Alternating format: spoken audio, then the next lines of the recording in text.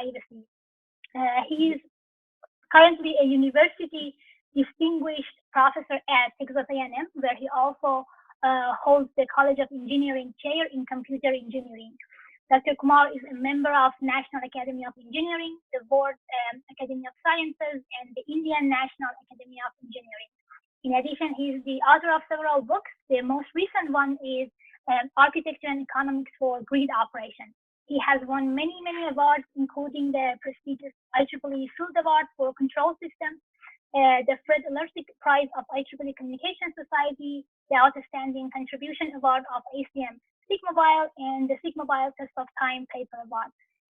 Dr. Kumar, thanks for accepting our invitation, and it's all yours. Thank you, Yasemin. Thank you, Rehman. Thank you, all my friends at Rice University. It's a good pleasure to see you all virtually. I hope that one of these days we'll actually be able to meet in person. So this is actually the second talk I'm giving virtually in this COVID season. Just a few weeks ago, there was a talk at MIT that I gave also in this way. Okay, on a different topic. So today I'm going to talk to you about dynamic watermarking for security of cyber-physical systems. Okay, of course, work is done by my students. Bharadwaj Sachidanandan did his PhD. He's now a postdoc at MIT. Woo Hyun Ko is a postdocing with me. Jae Won Kim is a PhD student. Here, Tong Hwang is a PhD student. Lang Tian is also a PhD student. Kenny Chor is a PhD student. And Gopal Kamath was a postdoc last year with me. And I also have Professor Swaminathan Gopal Swami from Mechanical Engineering and Professor Lerche also, who are participating in parts of this work. Okay. So, cyber-physical systems, what are they? Most of you know it, I'm sure. It's the next generation of engineered systems in which computing, communication, and control technologies are tightly integrated. And many societally important future systems, for example, smart grid, automated transportation, unmanned vehicle transportation systems, water treatment systems, telesurgery systems, etc., are all cyber-physical systems involving both computers and the physical world and networking. Now, many of these are safety critical, by which is meant that if they function badly, it actually can cause physical harm. And many of them are also critical infrastructure. They're important to functioning of the economy and society. Now, these systems are vulnerable to attacks. Now, in the ordinary internet, hackers could hitherto only tamper with information or bits in the cyber layer. So they can corrupt your messages, they can look at things you don't want them to look at, etc. But in the CPS world, every bit may also be coupled to a physical action. So by corrupting bits, you can actually cause damage in the physical world. And therefore, it gives hackers ability to cause damage in the physical world. And indeed, there have been several attacks. An early attack is a attack on a sewage treatment system in Maroochydore, Australia. There was an attack on a nuclear power plant in Ohio in 2003. All of you may have heard of the Stuxnet worm on the Iranian centrifuge system, water filtration plant in Pennsylvania in 2006. A more recent example is an attack on the Ukraine power grid in 2015. And indeed, there have been many attacks on supervisory control and data acquisition systems for natural gas pipeline systems, trams, etc., etc. And one question that people ask is, isn't network security enough for CPS security? Unfortunately not, because there are several reasons. I'll just give you 2 or 3 random reasons. Network and information security is typically implemented through periodic patching. This is why every day you get a new patch for your operating system. Now, when you have dynamic systems in the loop, you cannot do this. You cannot interrupt them. You cannot reboot the power system.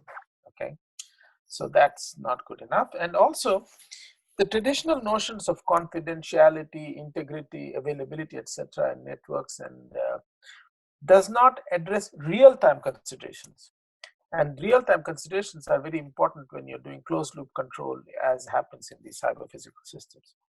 Yet another reason is that Network and information security doesn't address attacks, for example, on sensors.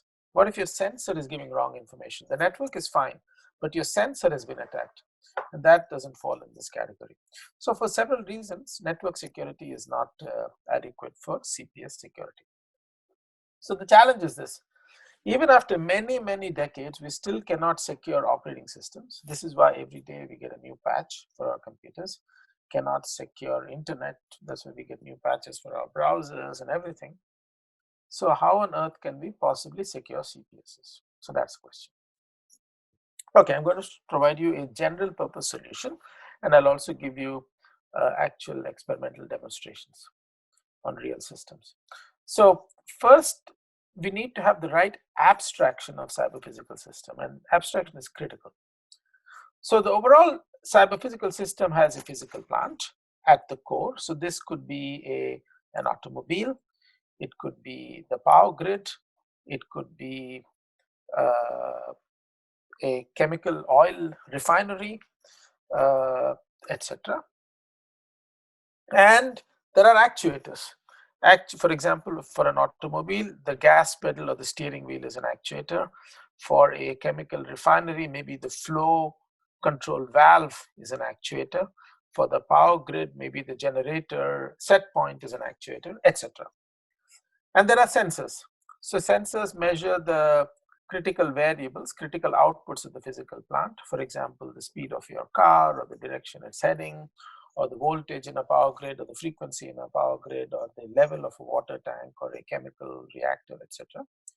And the loop between sensing and actuation is closed, possibly over a network.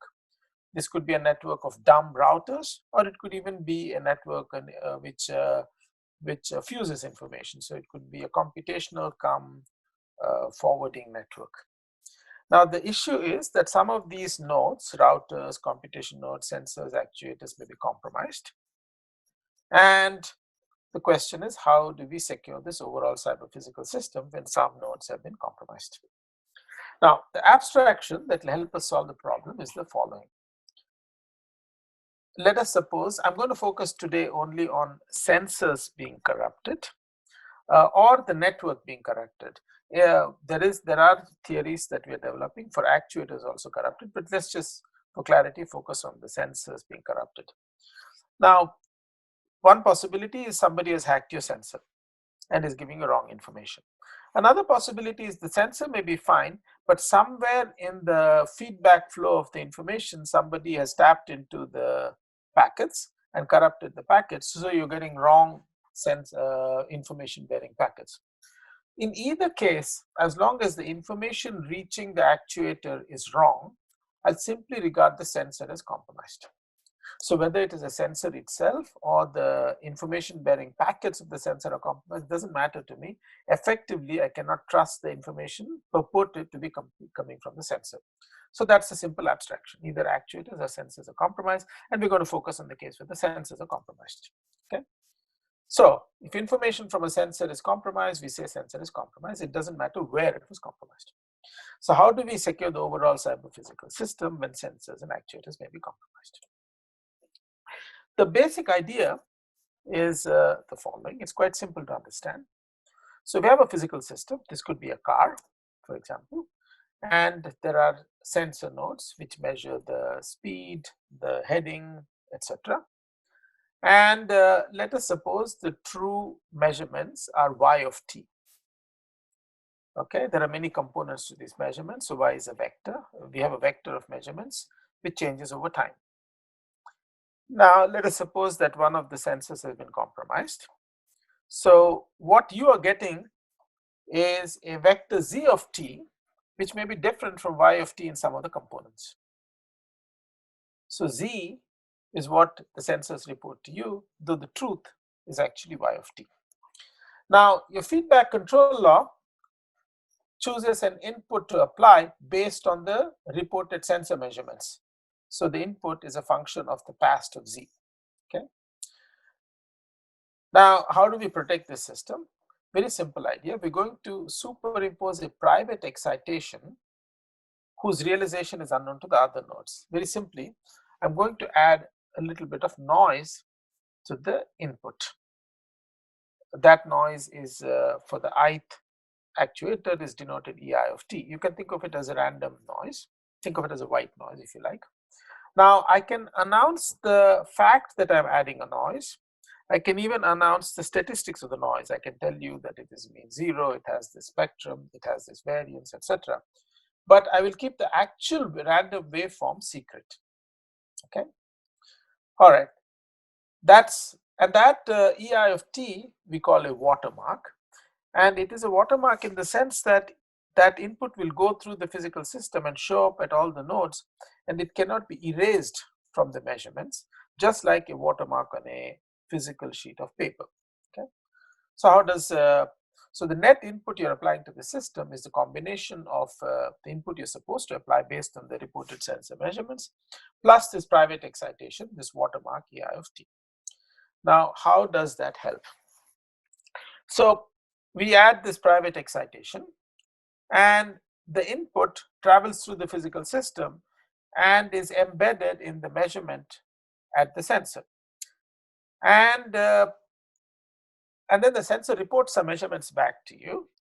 And so this private excitation will come back to you appropriately transformed by the sensors.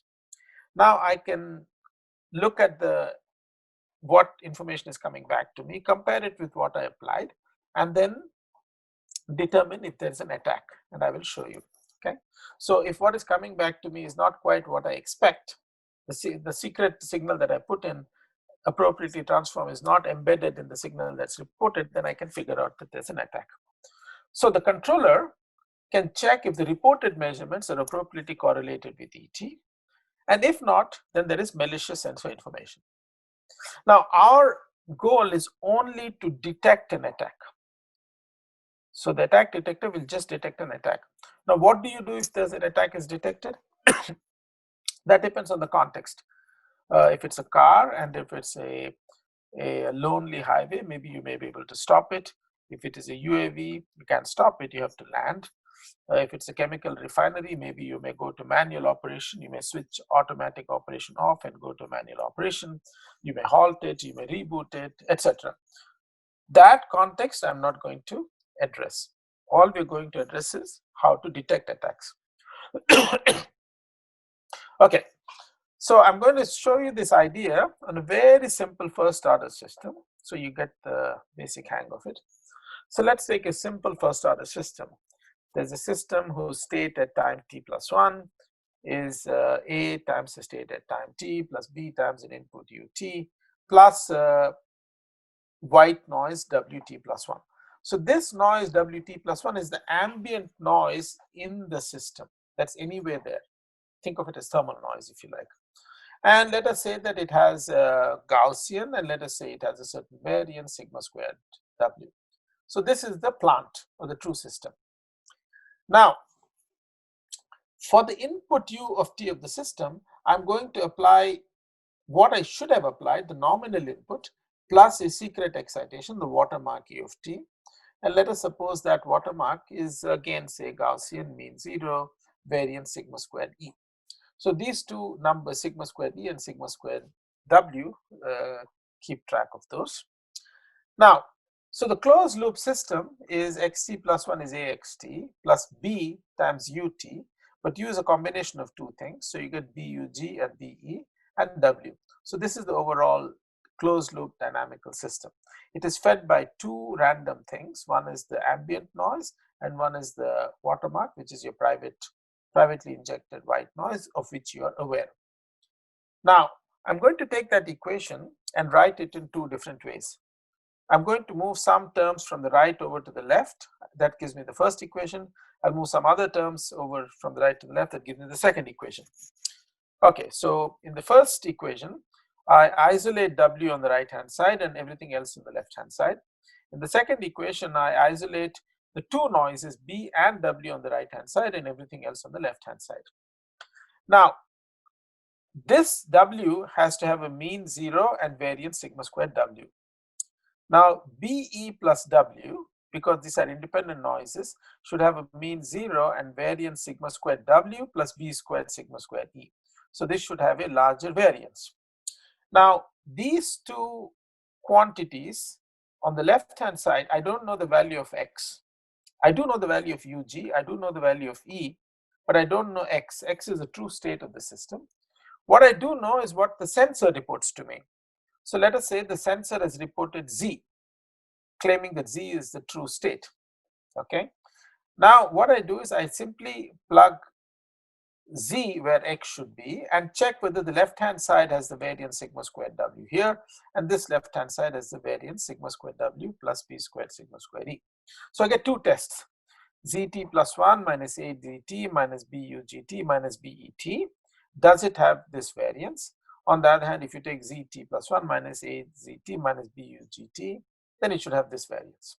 Now, these two signals can be computed by me because Z is what is reported to me, UG is what I've applied, E is my private watermark. So I can compute and verify whether these two things are satisfied. Okay. If either test fails, then there is malicious sensor information.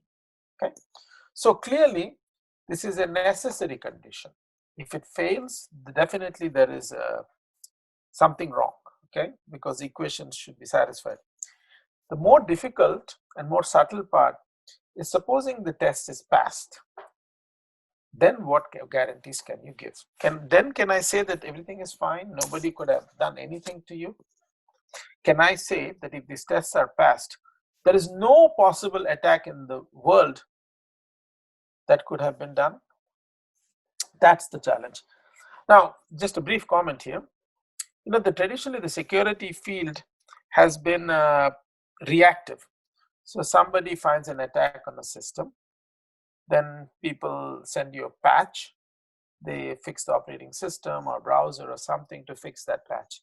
Then people find another vulnerability, then there's another patch, another vulnerability, another patch.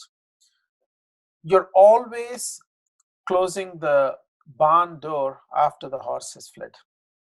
So it's always reactive, and it's a cat and mouse game. Now, what we are looking for is not defense to specific attacks. No matter what the attack, what guarantee can I provide? If the test is passed, if these tests are valid, am I really safe? Okay, that's the question. And here's the theorem. This is the fundamental guarantee provided by watermarking. Theorem. There is this expression V, which I'll interpret in just a second. And the theorem simply says is that the power of V is 0. If the two tests are passed, then the power of V is 0. But the power of a signal being 0 doesn't mean the signal is 0. It just means that the energy divided by time goes to 0. Okay.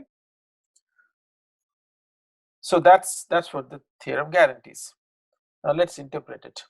What is V?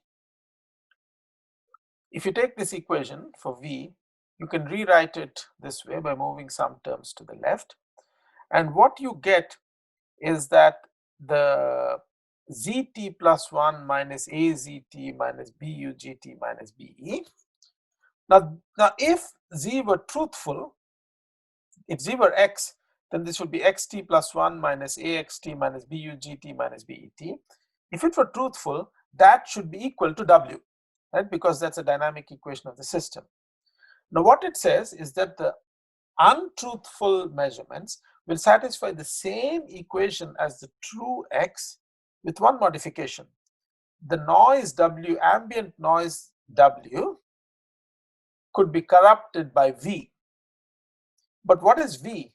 V is a 0 power signal.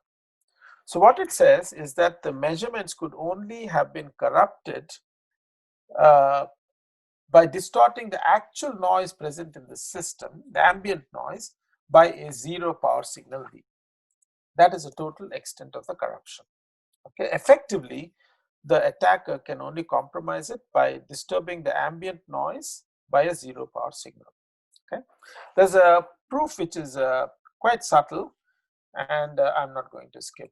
It's non-trivial. We will skip all of that. Okay, there's a lot of martingale stability theory, etc., etc. But the consequence of that is that, for example, under conditions, you can actually show that systems are stable. If this attacker cannot destabilize the system, the mean square performance is pretty good. etc., etc. There are many consequences. And that simple example I gave you can be generalized a lot.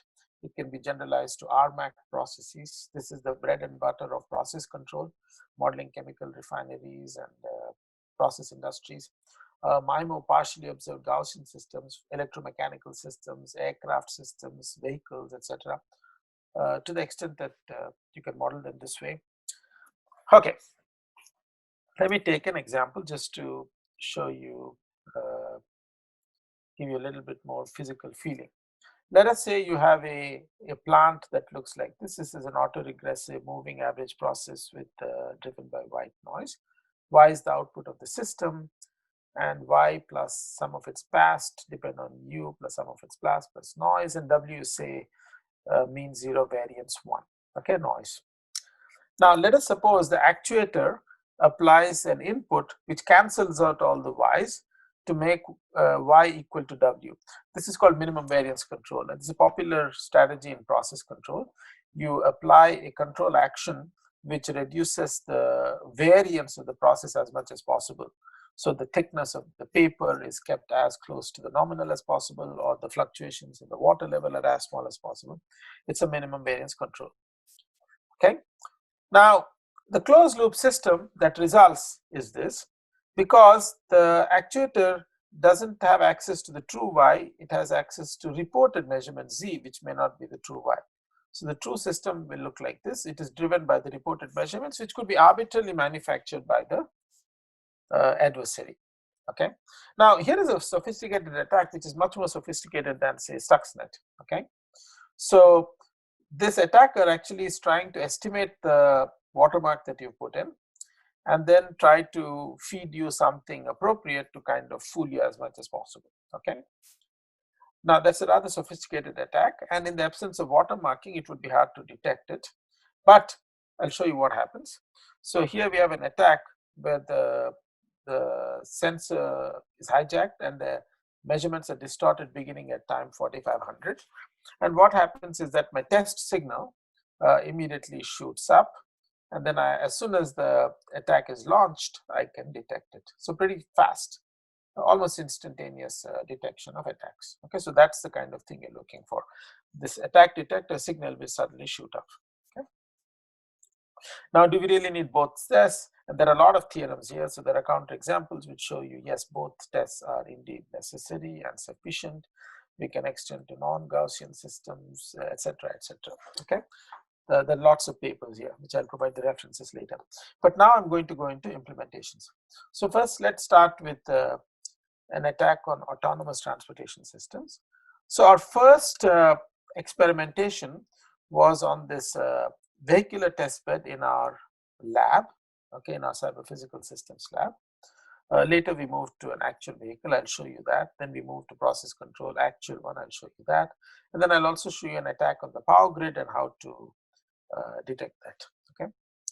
Okay, so Cyberphysical System. So this is a system where we have this radio controlled cars which are moving on this track. There are cameras up here, which or Vicon systems which are detecting the positions of these cars. There's vision processing.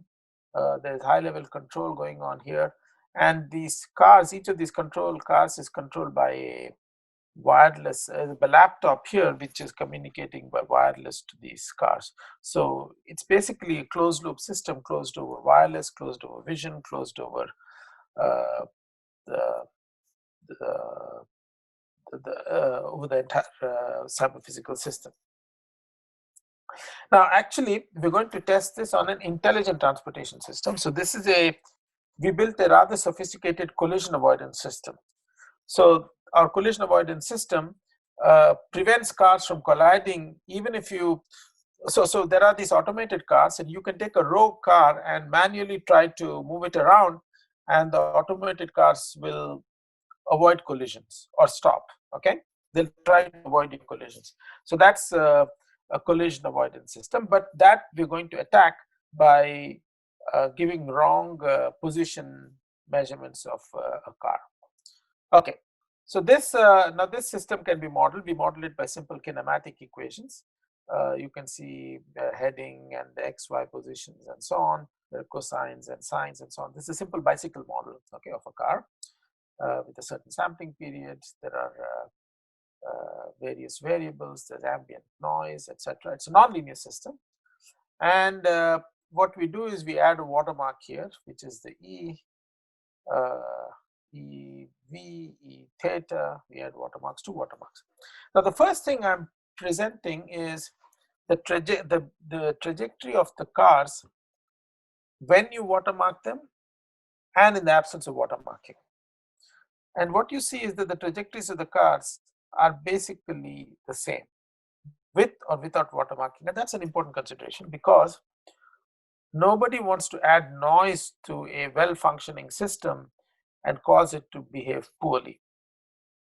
Okay, nobody wants to add noise to the US power grid if it's going to disrupt its normal operation.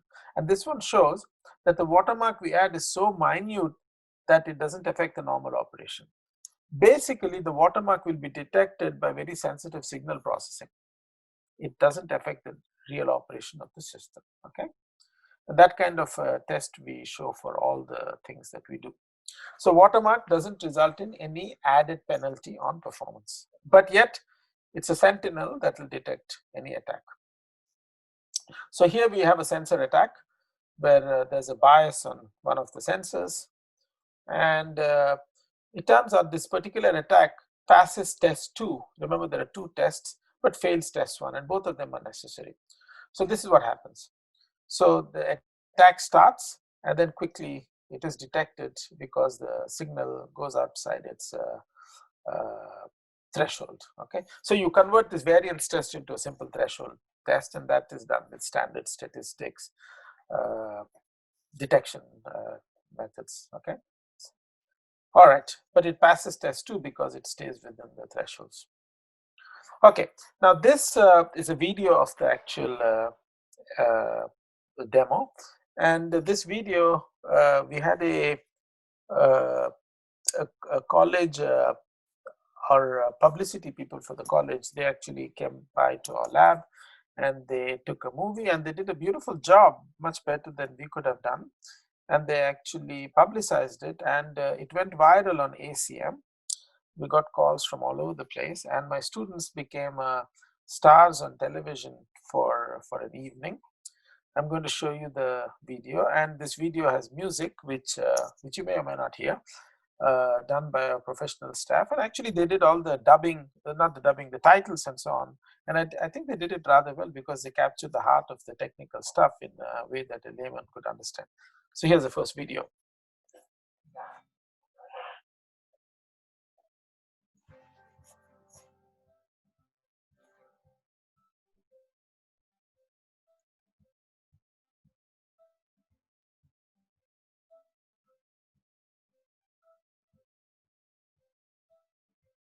So you see how the collision avoidance system prevents collisions, but that is only if the sensors are working well.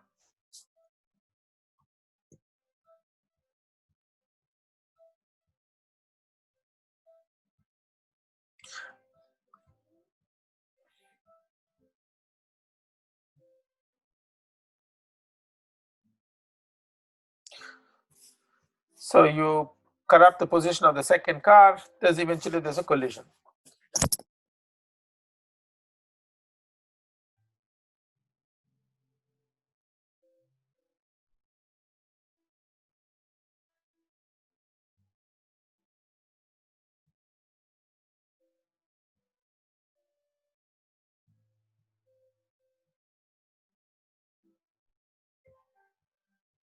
So the point is, actually there's not much to see because the watermark detects it and immediately stops the cars.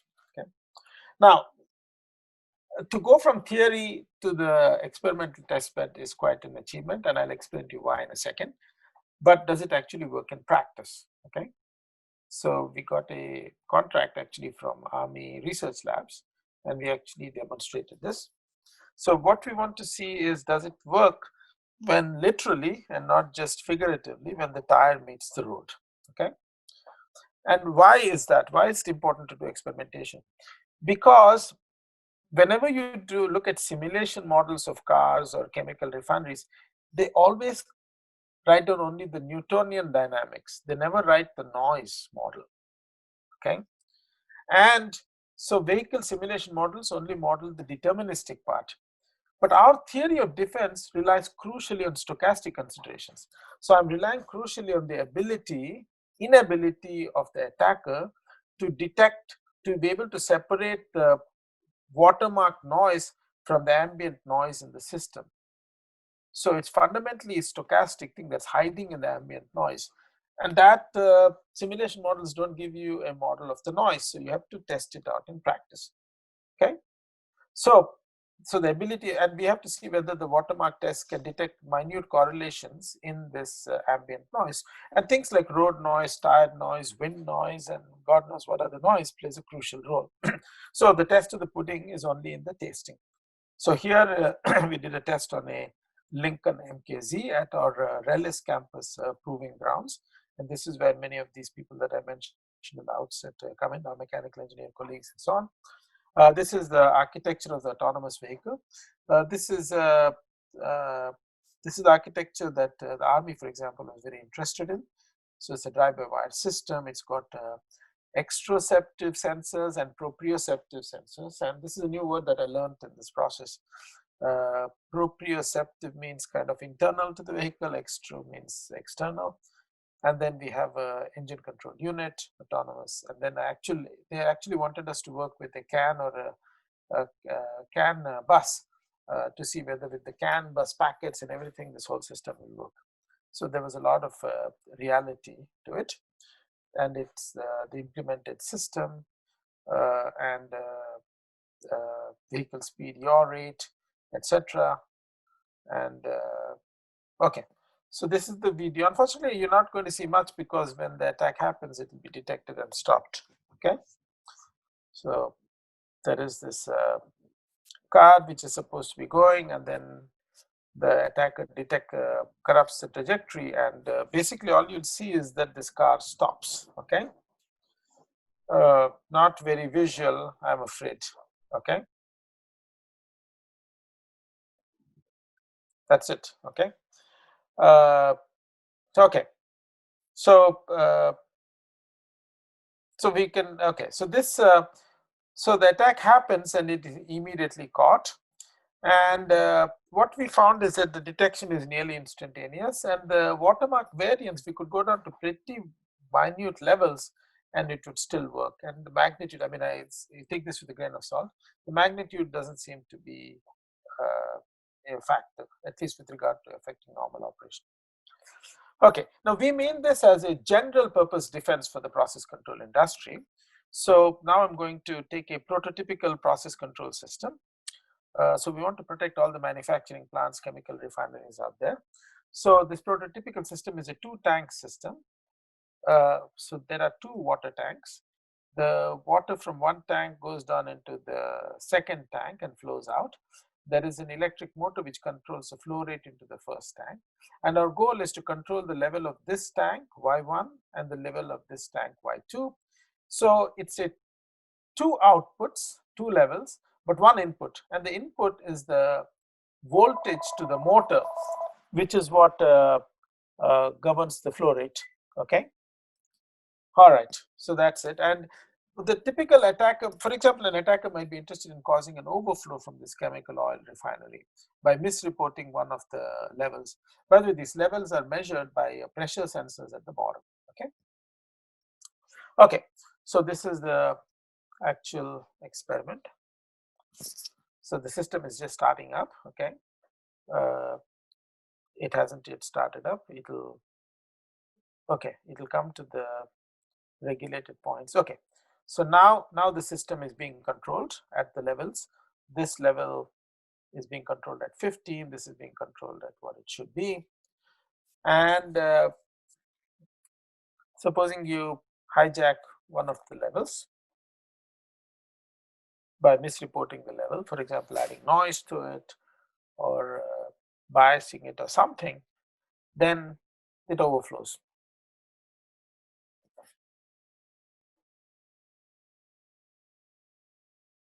So we add a watermark, and I'm going to show you the evolution of the two test signals. So this system is just starting up. The attack is actually going to begin at about 80 seconds or so. And what you should be watching here is that the attack is detected and emptied. Okay, so it doesn't overflow. We prevent the thing. So the watermark immediately detects the attack and empties out the system to prevent an attack. Okay, now the noise in the system. Okay, why is experimentation important? So what you see here is froth. Okay, there is no model of this froth in the MATLAB models or anything, but yet the watermark injected has to go through that froth and be detectable. Okay, and for that, to convince us that it works, we have to do a real world implementation.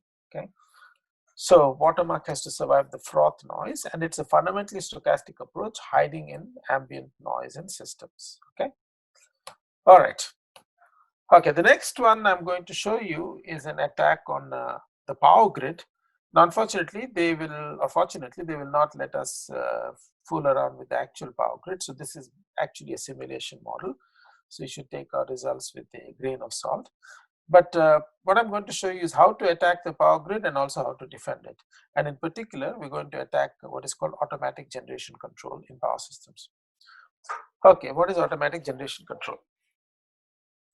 So there are, let us suppose that we have many areas: Houston, Austin, Dallas. Okay, Houston has, let's say, a few generators, Austin has some generators, Dallas has generators. So that is generator group 1, generator group 2, generator group n. Now, ideally, we would like Houston to take care of its own power needs, Austin to take care of its own power needs, Dallas to take care of its own power needs. Okay. Now, in the power grid, at all times, you have to maintain balance between generation and consumption. The power grid really cannot store energy. Any stored energy will actually lead to heating up of the transmission lines, and then they start sagging, and if they touch the ground, it shorts. So there's a little bit of sag that can be withstood, but basically not much. So you want to maintain balance between generation and demand at all times. So Houston should have enough generation to meet its demand, Austin should, and so on. But if it's a hot day in Houston and not in Austin, so then you can use help from Austin. So Austin can ship you some power, but temporarily it will help you out, but you should reset your generation set point and catch up with your demand. Okay, so that's what is automatic generation control. Areas helping each other, but then quickly adjusting each area, then adjust its set point to get back to equilibrium. Okay, so these are the n areas. The outputs of these areas, each area has its power and also its frequency. Now, the way you measure whether supply and consumption are in balance is by looking at the frequency. In the US, the frequency is supposed to be 60 hertz. If demand exceeds supply, then basically you're taking more energy out of the generators, and the generators start to slow down and the frequency goes down. So if the frequency goes down from 60 to 59.5, then the operator knows that generation has to be increased. On the other hand, if it goes to 60.5, then the operator knows that the generation has to be decreased. So the generation frequency is an important control variable. Okay, now we want to share power between these areas, and that is done through a tie line. Okay, and then what you want to do is a multivariable control system where you look at the power flowing over these tie lines, how they're helping each other and their frequencies and so on, and then you want to adjust the set points of each generator so that it equilibrates. So it's a control loop from power outputs and frequencies to set points. Okay, all right. Now, what is the watermark? Our watermark is a random signal introduced on the generation set point. So we're dithering the set point of generation a little bit. Okay, that's the private injection, and that's how we want to secure the system. Now, how can somebody attack it? Well, they could misrepresent the frequency. They could say the frequency is 59.5 when it is not. So let us say the frequency is 60, but somebody misreports the frequency as 59.5. Then the operator will add generation when it is not needed, and that will cause instability. Or it could be misrepresented upward or downward. Now, can this misrepresentation be done? Well, yes. Nowadays we have what are called phasor measurement units, which actually measure the frequencies of different transmission lines and so on, buses. And these measurements are concentrated to what are called phasor data concentrators and networked and sent all over the place. So in order to actually deal with, say, renewable energy and so on, where there's a lot of variation due to solar, wind changes and maintaining control loop stability and so on, we need the sophisticated control to keep the whole thing in equilibrium. But that also opens up the possibility of attack, because now somebody could intercept this network measurements, change the packets, and then cause the catastrophic failure. Okay, so that's what we want to protect. So to summarize, AGC monitors frequency deviations and tie line flows across multiple areas and closes the loop with the generators, and it controls both frequency deviations and tie line power flows so that each area properly responds to its own load changes. And this thing operates in the 30-second to 20-minute time scale and can be attacked by underreporting, overreporting frequencies. Okay, so I'll show you an attack on this. So this is a, as I said, a simulation model, because they won't let us close to the power grid. It's a 4-area synthetic power system with 10 generators. And first thing I'm going to show you, as always, is how's the behavior of the system with watermarking and without watermarking, and it's pretty much the same. And this is very important to the practitioners, because if I'm going to suggest that you dither the set point of these massive generators, they're going to have a fit if it affects the overall normal operation, and it doesn't. Okay, so it's very minute. The perturbation is only detectable by signal processing. So here's a destabilization attack on automatic generation control. So here there's an attack that starts at 10 minutes. Okay, and the operator, now this is a blown up view of that. An attack starts at 10 minutes, but there's a threshold for the test, for the detection test, and only when that threshold is crossed at 18 minutes does the operator realize that something is wrong. So it takes 8 minutes for the operator to react. Okay, and the system is becoming unstable. On the other hand, watermarking will detect it instantly. So the watermark signal immediately catches it. Okay, right away. Now it can also detect much more subtle attacks. So here's an attack which kind of flirts with the boundaries but doesn't actually cross them. So the operator is not quite sure whether the system is being attacked or not.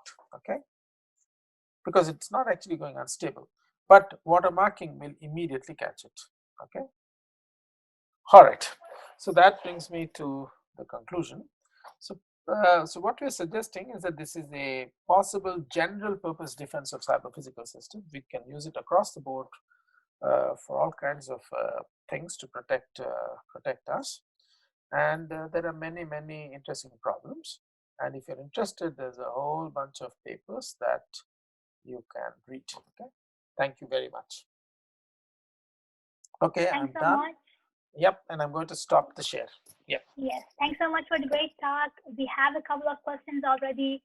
Okay. For the attendees, please either use the Q&A box or raise your hand. I can see Behnam is raising his hand. So, Behnam. Thanks. Great talk. I really enjoyed it. Now, as we all know, dithering has been a technique in quantization and many other fields.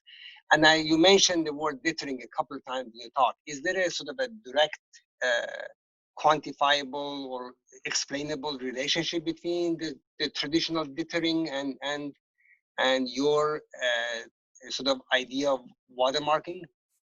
Yeah. So this idea of dithering, or what is called adding it's called adding excitation, is known to help in system identification. Mm-hmm. Yeah. Okay, because if you want to identify an open loop system, but you're only watching it under closed loop behavior, then if you add excitation, then you can get enough linear independence to identify the open loop dynamics. Okay, so it's a very standard technique in system identification, adaptive control, and so on. What we are doing here is somewhat different. What I'm saying is there are these very two simple tests, and if you pass them, I can guarantee that there is nothing bad that could have been done to you beyond adding 0 power to the ambient noise. So it's the sufficiency which is the subtle and important part. Okay, the ability to identify dynamics, that's the easy part. This is the sufficiency, that is the universality of the guarantee that can be given. Yeah. Great. Next question is from Oshu. What are your thoughts on the fact that theoretical guarantees does not imply implementation guarantees? Software is written by humans, for example, and hence bugs and holes in software architecture can creep in. Okay, good question. So let me share my screen. Okay. This theory fundamentally relies on the fact that this portion of the system is not compromised. Okay, so as long as nobody can tamper this part, it works. So you can have other software, whatever network. So you can have any kind of attack on the network, fine with me. Any kind of attack on the information processing system, fine with me. Any kind of attack on the sensor, fine with me. Anything outside of this small piece, that I assume I trust that. Now, if that is attacked, then I don't have any guarantees. So any other program? Yeah, go ahead. I have one more question. So are there finite energy attacks which can be damaging? Because I think the theorem is on finite power attacks. Correct. Yeah. So the point is that so one thing that I have not bothered with is, if you take a system like this, right? What I've done is a theoretician's laziness. So I've written this as a variance test, right? Right. Okay.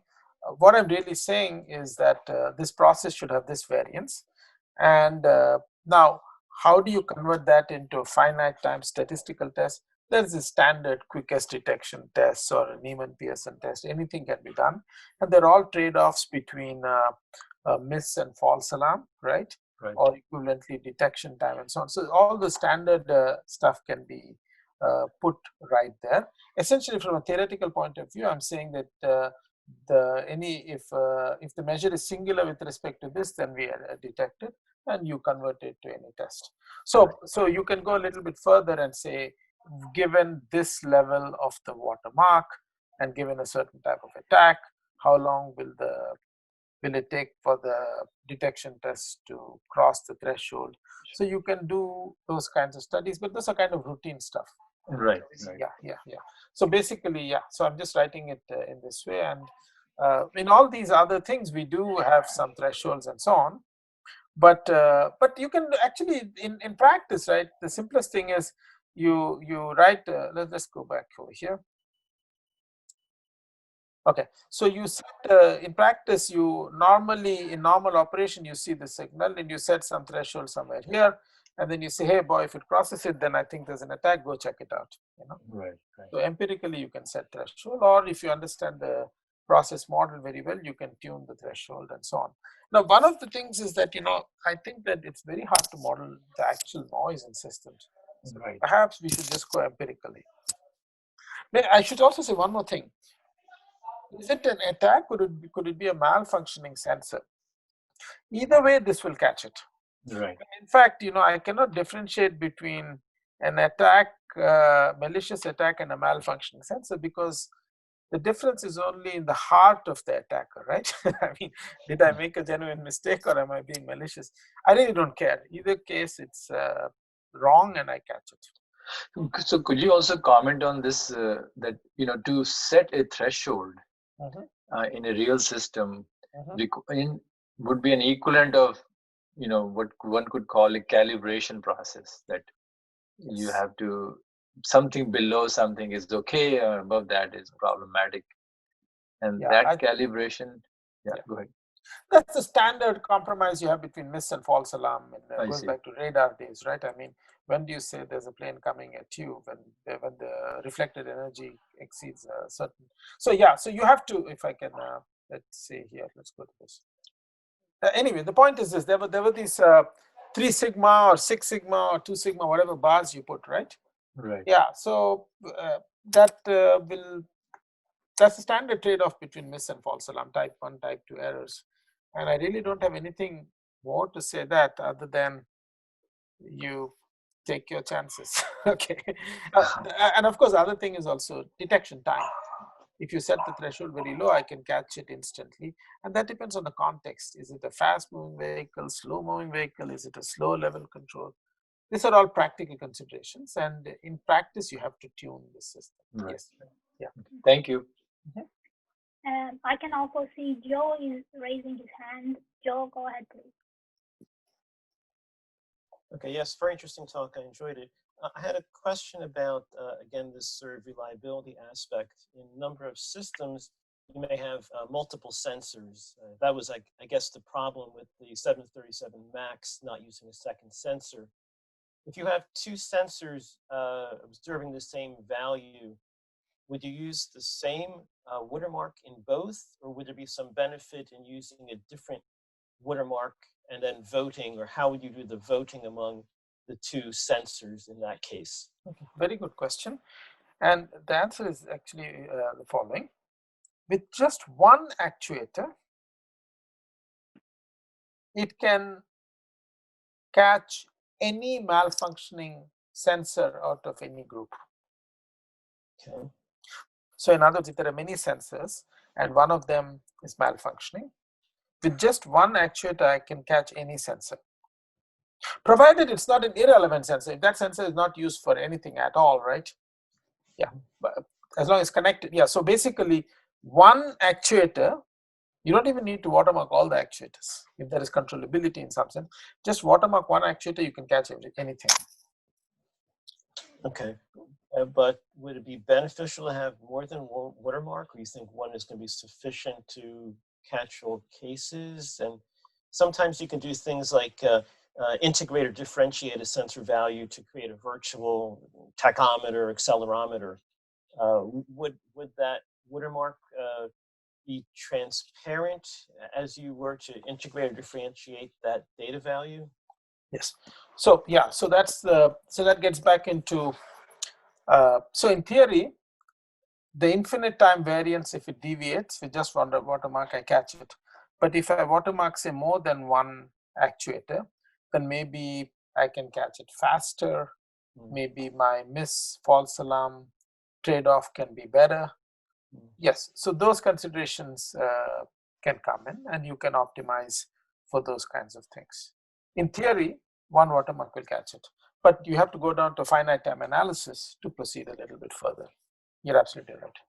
Okay, very good. Thank you. Can you also comment on what would be fundamentally different if the actuator itself is compromised? Yeah. Okay. So we have a theory also for catching actuators. Then the sensor can catch them. Because now, okay, actually it's not even necessary. But for example, the sensor could add its own watermark noise and see if the actuator is doing the right linear transformation of that to give the control, and then it comes back to the sensor. So you could, but it turns out you may not even need to add sensor noise. So there are very interesting things there. Yeah. Good, thank you. I think our last question is from GIE. Do we have to design different watermarks for different systems with different noise statistics? Are noise statistics required for designing a suitable watermark? Yeah. So again, this is something that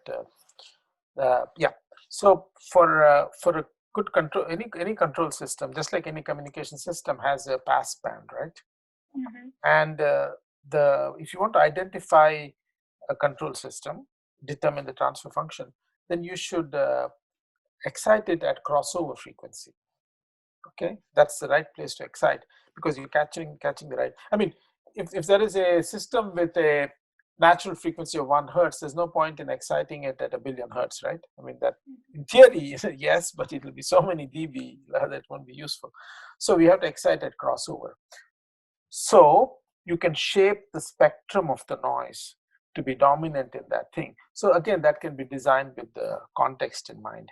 And this method works with any spectral, any spectrum.